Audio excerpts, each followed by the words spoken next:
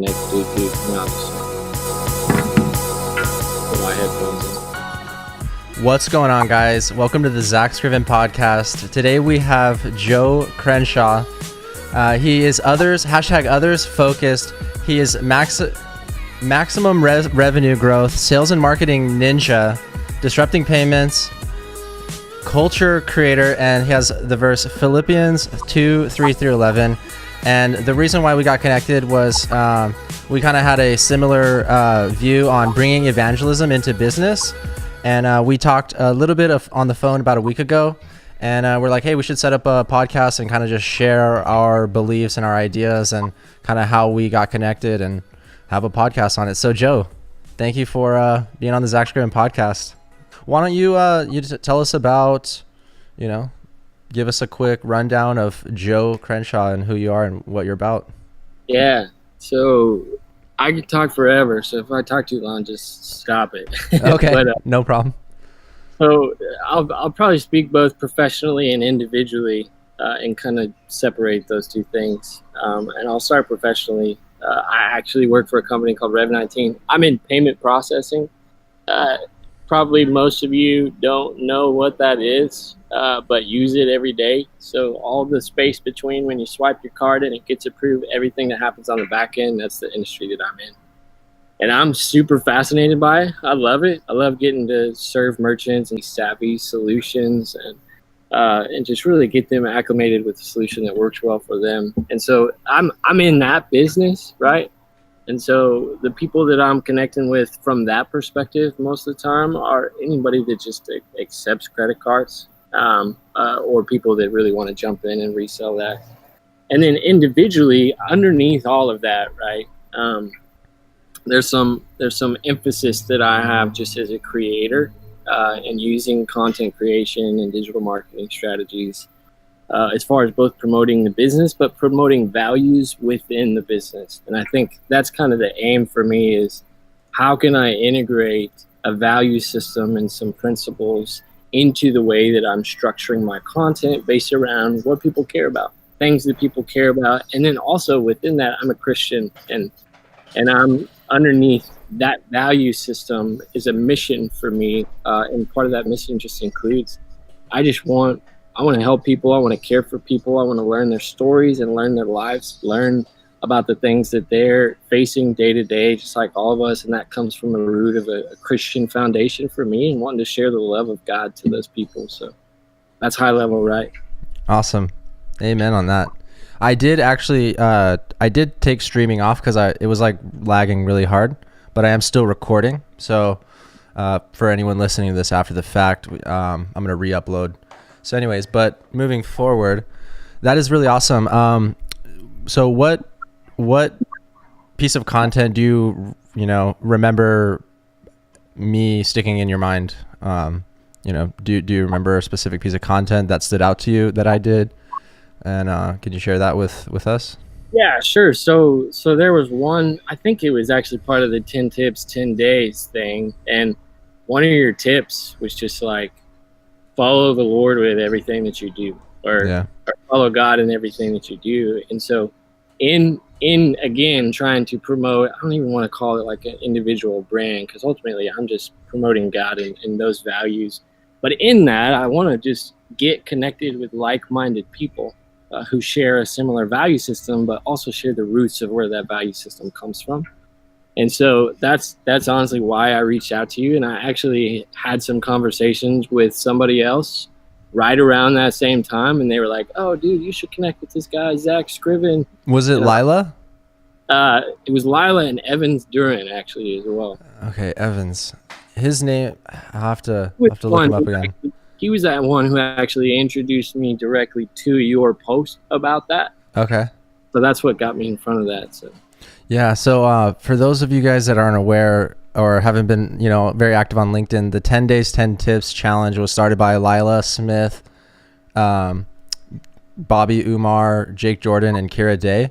And it pretty much went viral. And the concept is simple. You just take whatever industry you have, whatever experience you have, and you share that and package it up into a series of 10 short videos, 10 days. And, the video that you're talking about, Joe, was actually my 10th tip on my 10th day, the final, sum it all up day.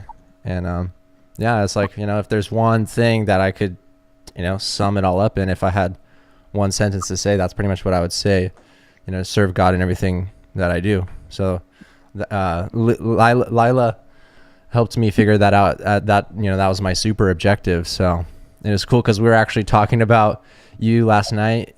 She was talking about someone who was like bringing Christianity into their business, and that's kind of important to them. I'm like, oh, that's Joe Crenshaw. So it's just crazy how tightly knit our LinkedIn community is. And Lila, she's been super helpful just getting connected with LinkedIn just in general, but also, like I said, like-minded people and learning my story and people that I'm trying to get connected with. So shout out. And so she was also telling me that, she might be using some of your services, what you do with the payment processing, to kind of help save her some transaction fees over like what PayPal would normally charge. So were you aware of that? Yeah. She's a customer. Yeah. So we had a long conversation last week, her and I, in reference, one, to some of the stuff that I'm trying to do from that value system, but two, she's taken transactions all over the place with some of the initiatives that she has. And it's like in all these different areas of business, because she's so creative and has all these ideas for, promoting her brand and some of her materials. So she actually currently is taking, I think PayPal is what we had talked about as far as the methodology by which she's receiving payments. And so, yeah, I think it's really easy for us from a business perspective to compare to PayPal. And I don't have to get into all the weeds, right, for everybody of all the pricing and the structure of all that. But I think for her, PayPal's the big brand. That's the big name that everybody has heard of, that everybody knows about. But that's where they've spent all their money, is on marketing dollars, so that they're known and well branded. And so in front of everybody. But when you do that, that comes at the expense of providing better solutions and putting your money towards solutions or support on the back end to where you're able to really save people money. And so we just talked through, and one, I think we'll be able to save her a pretty big chunk, but really the biggest thing is I think we'll be able to actually use the solutions that we have to kind of expand her reach and make things really easy for her customers. So. Awesome. I'm actually starting to take payments myself, and like you said, PayPal was just like, all right, well, that's what you do. You just kind of got set up on it. I mean, personally, I would like try to get set up with some type of cryptocurrency, or that's like where I see the future headed. But like not everyone is that far deep into that. So PayPal was just like, all right, it's easy to get set up and get started. But yeah, I mean, the fees would start to add up over time. So that is, it's good to, know that you do that in addition to, our personal connection.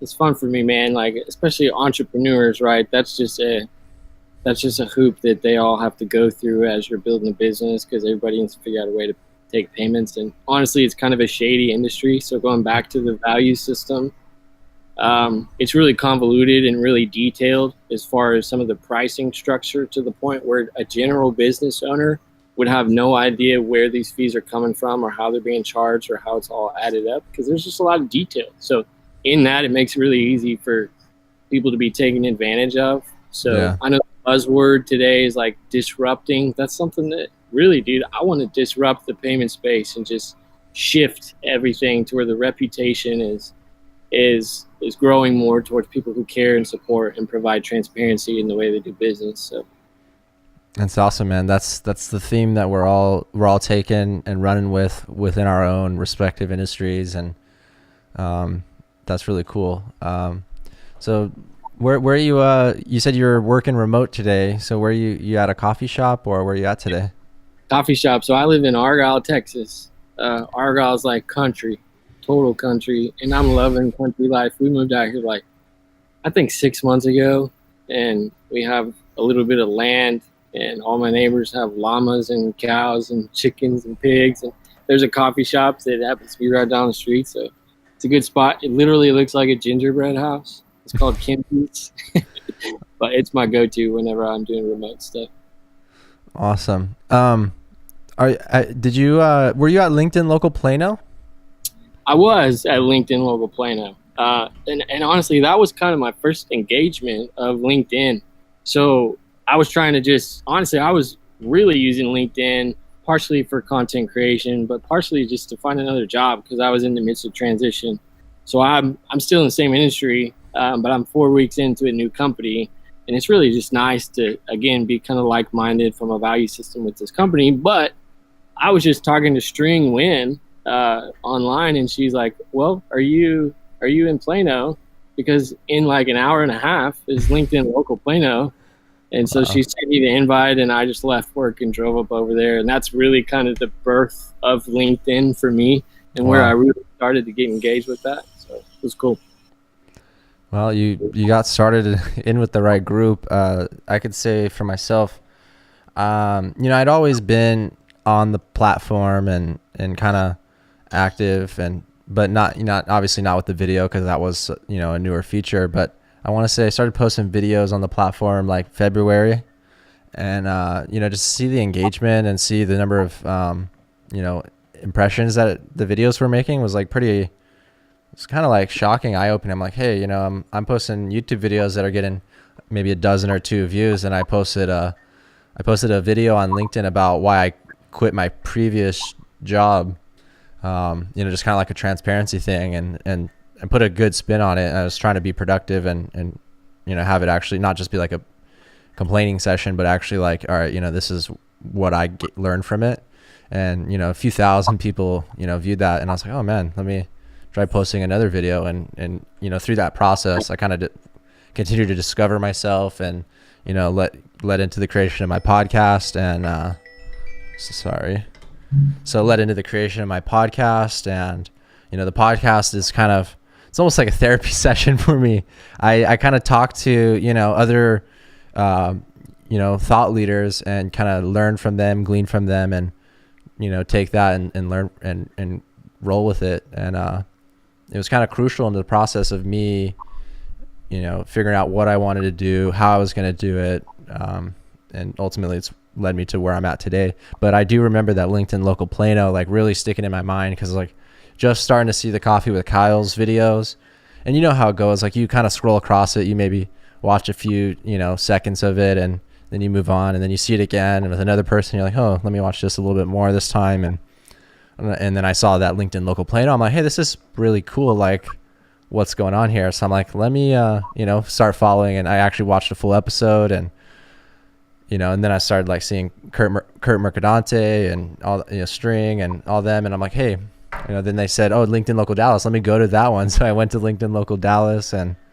in between that time, I actually had quit my job. So it was like, I was probably gone solo for like a week, and then I went out to Dallas. And I mean, in the last month, I went to Portland, Dallas, Toronto, Vegas, Utah. I was in Phoenix yesterday for LinkedIn Local Phoenix. So that was a trip.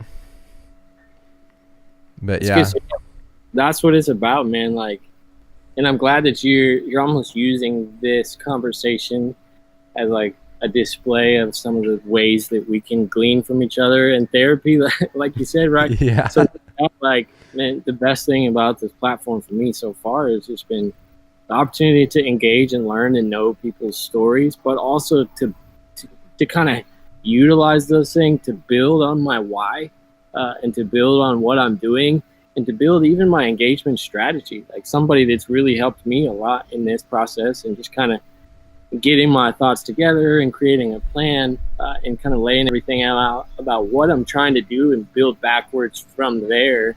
Jake Jordan's a good brother. He actually was one of the ones that started that 10 tips, 10 days thing. And I got connected with him recently a bunch, just about kind of laying out, man, what it is exactly I want to do, but using these types of conversation, like I said, to be others focused, and to learn about other people, to make all my content about other people, to know their stories, highlight their stories, recognize them, get outside of myself, dude, because I could just be so self-focused all the time. Everything be about me and how I can sell. I'm like, hey, that's foolish, but it's not even productive Yeah. either. Just want to, glean from people and learn their stories. That's really cool. In a way, what it's not even like what I try to do. It just ends up what naturally ends up happening. Just like the law of attraction, you end up attracting other like-minded people. But I almost explain to the listeners, my audience, who I am through other people. Yeah, for sure.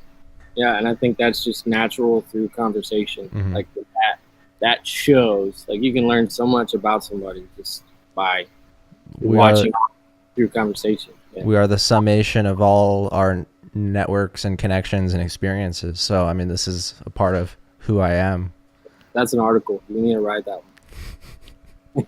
I am a terrible writer. That's why I think I love video so much, is that it's like more natural for me to express my feelings and thoughts, and just the wires in between my brain and the writing portion is not as it can't carry as much current. Yeah. There's too much resistance there. Right. You know what I'm saying, right? Like you get that writer's block, and no, because I'm actually a really excellent writer, and all my writing content is brilliant. Oh, you're joking. Yeah. No, I guess everyone would probably say that you kind of got to work it out like a muscle. I'm going to have to start doing it more now though, because as I'm posting the videos, it's all about the keywords and the tags and, thoughtfully putting the text in a way that's easily digestible, kind of visual, and thoughtful use of emojis. And then also like blog posts, like, so for one of my clients, one of the things I'm going to be doing is like probably like a monthly blog post or monthly newsletter. So obviously that's going to have some written aspect to it. So I can't use it. And even if it's not public facing, some of the content that I spend time writing, like writing actually helps me understand me.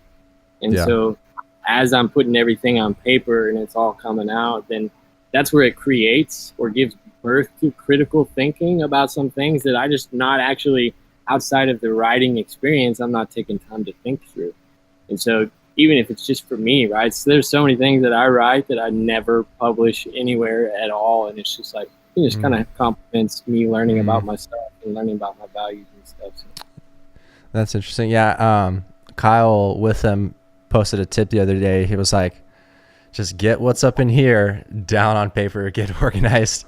And I was like, man, I really need to do that. Cause like, I started the business and I'm like, I get kind of caught up. It's like, all right, I go into all these events and I got to network and create meetings. And then I'm like, I know I got to create a schedule. I got to, write lists and brainstorm on paper, like how I'm going to market for my clients, how I'm going to market my own business, how I'm going to market my personal brand, and what are my keywords and all that kind of stuff. Right.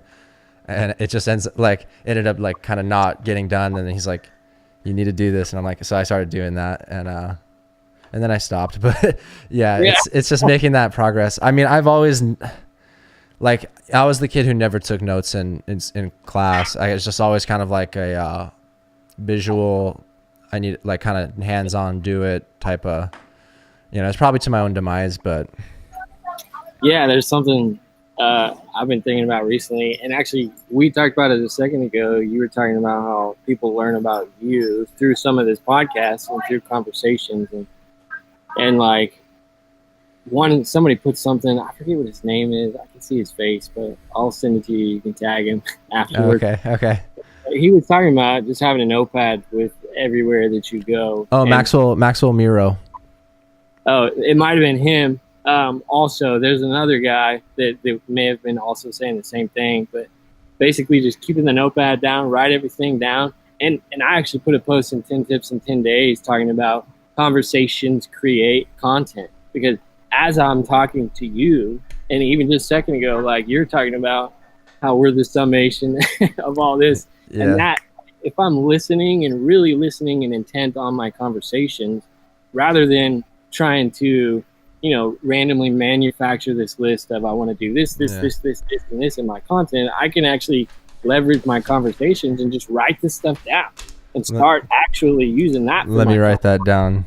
Yeah. Because that's more organic. I'm just going to use the Sigma sign, summation of experiences.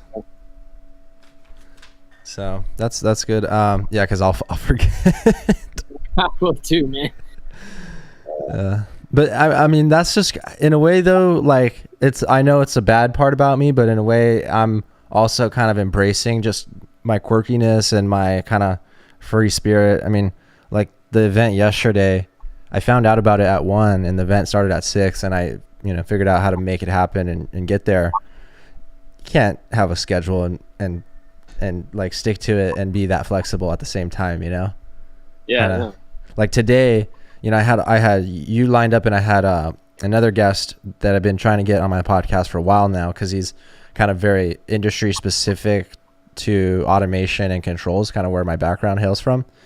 And we scheduled it like 3 weeks ago, and then this whole VidCon thing comes up last week, and there's a party tonight. So I really want to go to the party, but like my honor is to his time, because we scheduled that, so I got to honor that commitment. But luckily, I think we're going to push that up to 2. So in about an hour here, we'll have to wrap up, and I'll have to get that one going.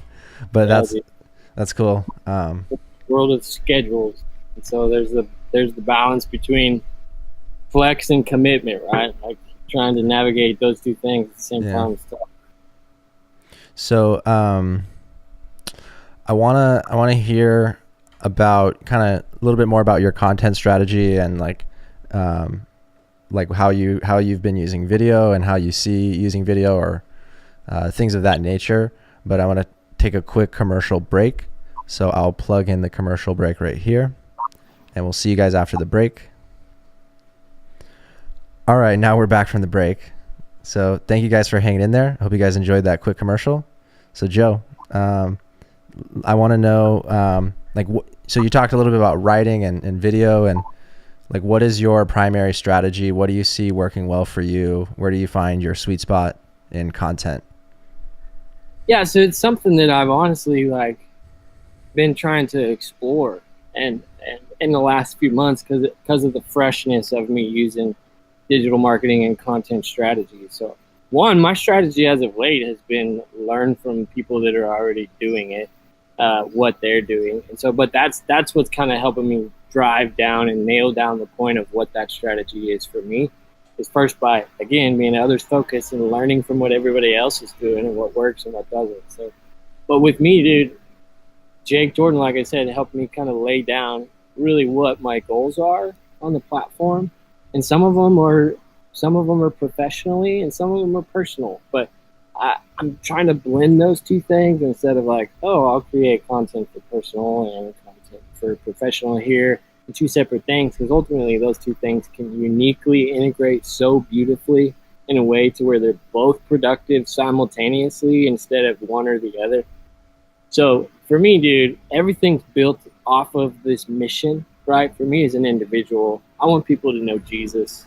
That's like why. That's my main thing about everything that I'm doing on this platform in my life, and building off of that. But there's so many value systems and principles about being a Christian that are really relatable, whether you're a Christian or not. And so the foundation for me is Jesus, right? And Christianity, and that's where it's built from. But some people share similar value systems within business, within the way that they're doing marketing or business or hiring, all this stuff, right? That everyone as a business person, they're practicing every day, but it may be from a different foundation. So my motivation is to speak about those value systems, because those are the things that people care about. And not as much like, I'm going to make all my content about payment processing, because that's boring, right? Yeah. It's really exciting to me, but maybe not everybody. But how about I talk about the things that people in processing care about, that are relatable, like food, right? The things that everybody cares about. Let's narrow my focus down to that kind of stuff, and then build the branches towards the mission that I have from a Christian perspective, and then also the mission I have from a business perspective. Love it.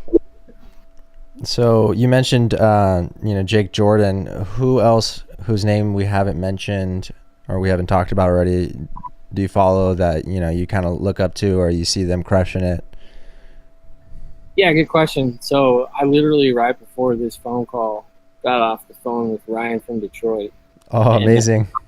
dude, that he's a brother. He's so cool, man. I love chatting with him. I've watched all his stuff just like everybody else, and I like fun people. I'm drawn to people who like to have fun and aren't just curmudgeon, straight faced, boring people. Yeah. But like fun people. So that, but also, man, he's on the same mission that I am, and so we just really connected from that perspective. And how can we engage this platform and let people just learn about who God is and the goodness that He has to offer for us in our lives that will really just translates to our businesses so well. I did not ever get that memo from Ryan. I mean, I do follow his content. I had him on my top 10 LinkedIn creators list because I do like what he's doing, but I guess I maybe never saw a video or did that only come out in the phone call? No, it actually came out through other relationships with other people. I actually got connected to Ryan from Jake Jordan. Okay. And so that's where that connection was kind of born. Cool. It's tight knit, man. It's tight knit. Yeah, bunch of kids. Fabio Marama, he's up in Canada, in Toronto. Okay. Learning about that dude. We've talked once so far, but I'd love to get connected with him. And I talked to somebody this week. His name was Errol. I don't know how to pronounce your last name, bro. Errol Erdeman. We'll get there. We're working on that. But he's a good brother too. Just same mindset, right? Trying to integrate mission and business. So, I had a really good question. Do you have any questions for me? Well, I think of another question for you. No, the first question, which I already asked you, but I want everybody to know about, because I'm a dad. I love dad life. I love my kids, man. They're such a joy. Tell me about your paintings behind you. Yeah, so let's see. Let me pull up my screen here. So yeah, this is this one right here is a Mother's Day, or no, not Happy Valentine's Day. So my fiance and Zoe painted that one as a card for me. This one, that was Mother's Day 2017. So that was a card that, Dad and Zoe painted for Mom when she was, away on a flight trip, and then she came back, and so I actually recorded a video of her painting that, and she's like just a little baby, like I think not even a year old, and we got the washable paints out, and she, I put them out there, and she's like kind of playing like slip and slide with the paint, but she's loving it and stuff. So yeah, then this one right here, that one right there, that one's that's actually canvas and acrylic paint. So that's kind of one, like her first piece that is you kind of more permanent, kind of artwork. That one was this year, kind of February. This is another recent one, and then there's one right that was sitting right there. I haven't hung it yet. That's another more recent one. So yeah, and then this one's a poster board.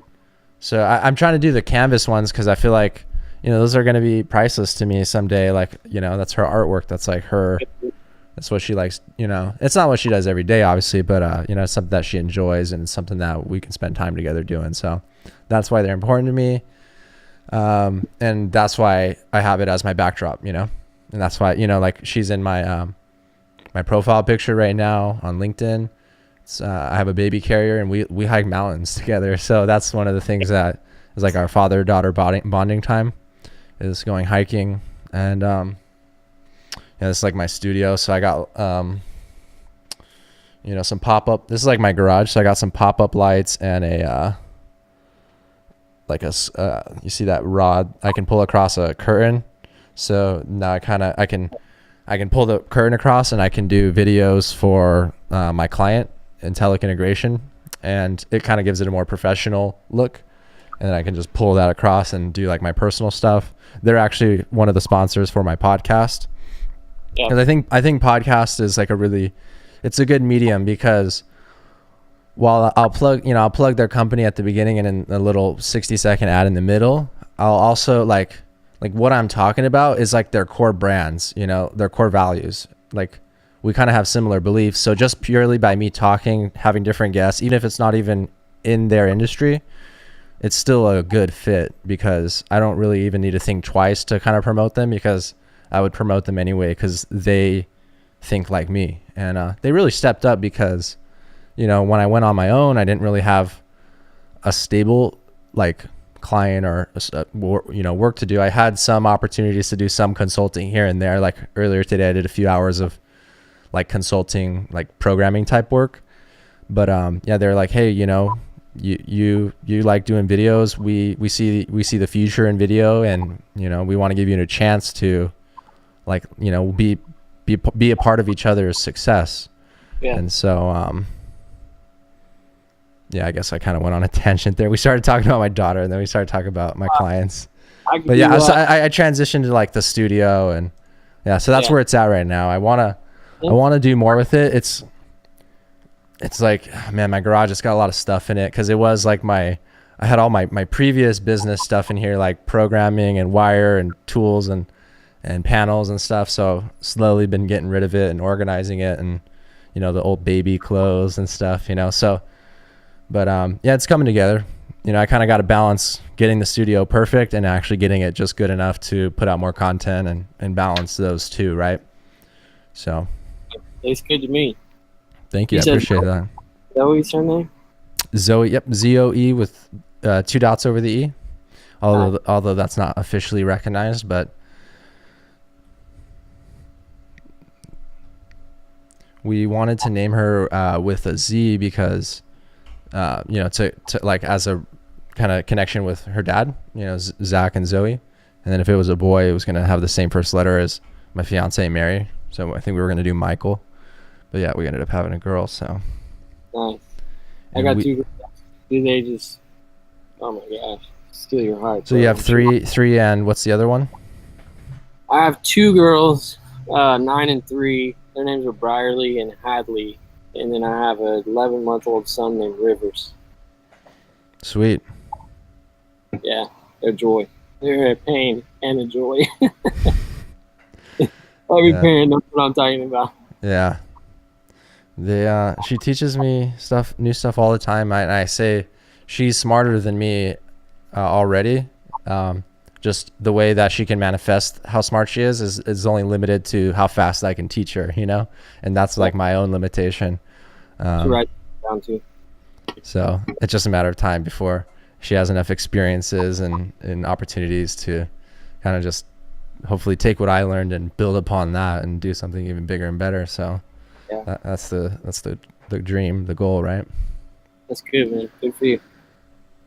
So unless you have more questions for me, you asked if I had more for you. Mm-hmm. It's kind of actually built a little bit off. Kyle and Kyle ask the same question every time in their segment about what are you most passionate about right now in 2 words. I don't care if it's 2 words or 100 words. Mm-hmm. I actually do know this about you, though. So, okay. All right.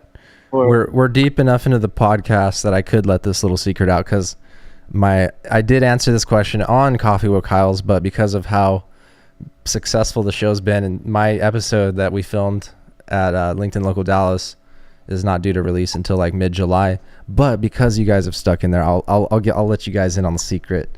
And I'm just kidding. Is LinkedIn video. That's what I said. Yeah, because I really am obsessed with it right now, and you know, like an obsession will kind of slowly change and stuff and shift over time. So I didn't want to say like, you know, serving God, you know, like that's kind of more of a permanent thing. You know, there's going to be ups and downs with that, but an obsession is kind of like it's what's hot right now. So that's why really LinkedIn video is my obsession right now. So yeah, nice. Just trying to keep it a healthy obsession. Sorry to expose the secret on that one. I know, man. Yeah. No, that's cool. You did Coffee with Kyle in July. You get the full effect.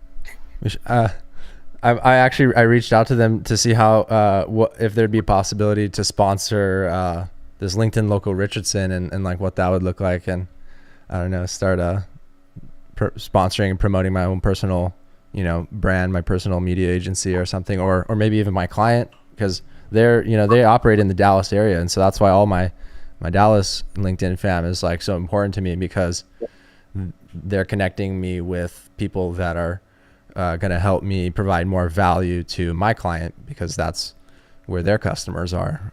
So it's like a win-win, Yeah. Do you have any other phone calls set up with any other creators, or do you have anyone you want to talk to? I mean, I have like a full calendar of I'm just dropping my calendar and messaging with everybody, and it's loaded up all day long. I think so. There's some people that they're the people that everybody knows. I don't think my motivation to get connected with them is like, oh, everybody knows them, they're the most popular, but like those are the ones that are most visible. And so just them being in front of me all the time, I just want to know their story so that I can when I'm watching all the content that they're putting out there, now I can know more what's behind it. Because sometimes it's kind of frustrating that my connections are bound to being on the other side of a screen and I don't know anything about them. I'm learning a little bit about their life through their content, but I just want to go deeper. So, dude, I want to know Q. I'd love to connect with Q just to hear his story. I think it seems like he's got an interesting story. Yeah. I also I like fun people, man. He seems like he likes to have fun in his videos, and so I'd love to get connected to him some way and just learn his story, man.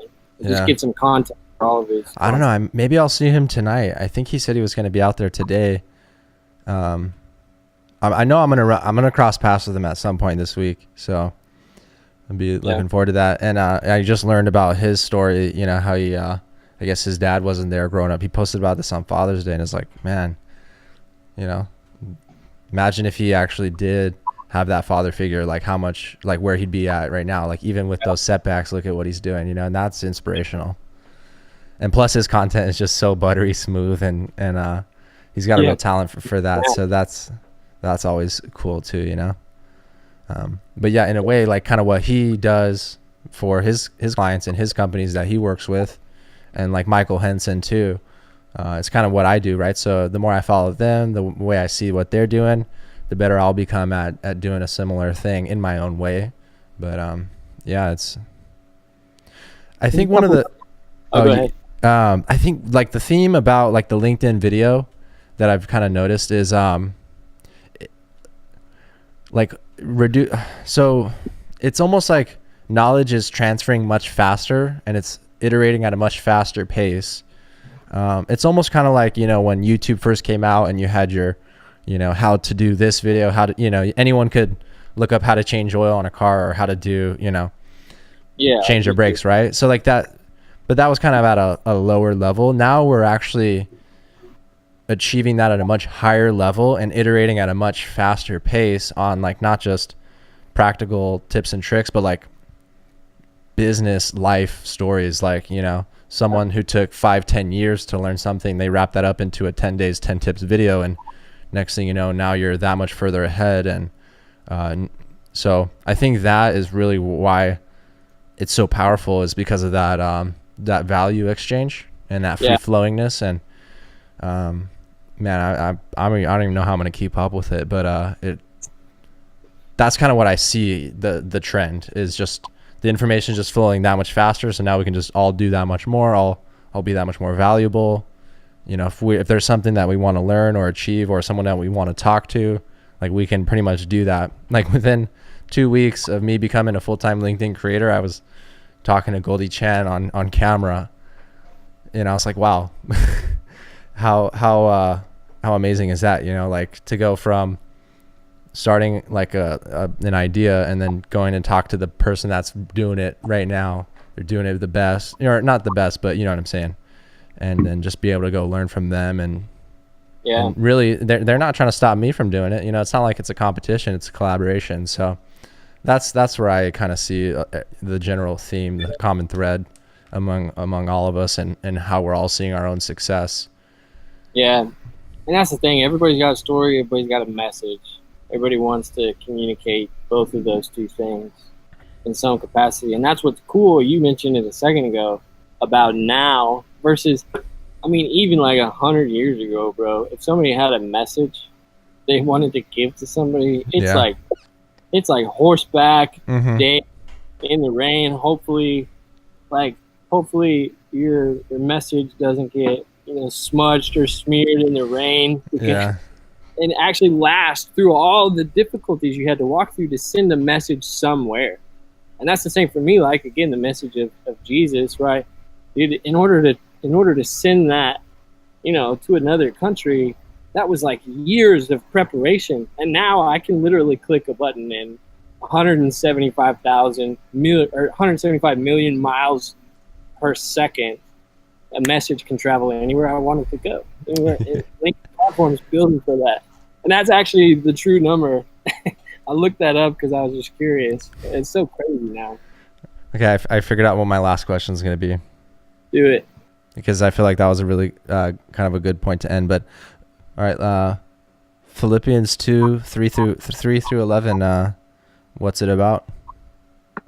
Yeah, good question. So obviously, that's like part of my brand. But you saw that the brand is #others focused. So that's built off of that particular passage. So it's consider others more significant than yourself. It's don't look only to your own interest, but also to the interest of others. But then it actually gives the example of how Jesus did that. And so obviously, if it's strictly built on, I just want to focus on other people, and that's it, without the motivation of who did that first and who's the perfect example of that we can actually follow. So then it goes into about he did not consider equality with God something to be grasped, but instead he took the form of a servant. And basically what that is he lowered himself to become a man so that he could endure the things that we're enduring, so that he would be relatable to us. And in his focus on redeeming us, took on the cross for salvation. So that's the ultimate picture of moving outside of ourselves and being focused on other people. And that's what I want to be about, dude. And it has its roots in that passage and the love that he showed us. So I want to love other people in the same way.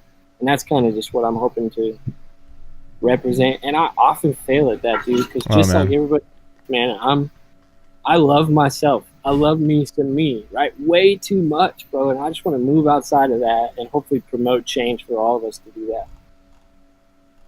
That's very honorable, and I could definitely relate. And I've said many times, left to my own devices, I'm probably going to not do the right thing, and inherently selfish, motivations might take over. But if I keep God first, I mean, really without him and without his guidance, like without my faith in him, I wouldn't have had the faith to do this on my own, So, but then once I was like, man, if I'm doing it for God and God's with me, I can do this.